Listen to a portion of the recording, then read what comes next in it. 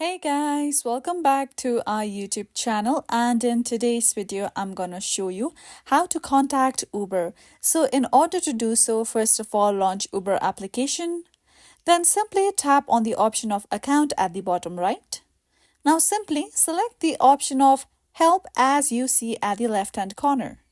Now over here choose any of these options given here. So in my case I'm simply gonna tap account. Now over here scroll down below and then you'll see the option of I need to contact support. Tap on that option. With that, you'll come to this page. Now, let's just start by entering the name on your account. So in my case, this is my name on my Uber account. Now simply choose your country code and then enter your phone number over here. Here we go. And then if you wish to, you can select any of these options here, or you can share details about your issue. After entering in your details, simply tap on the option of submit, and then within a few hours, Uber will send you their feedback regarding your issue. So that's how simply you can contact Uber.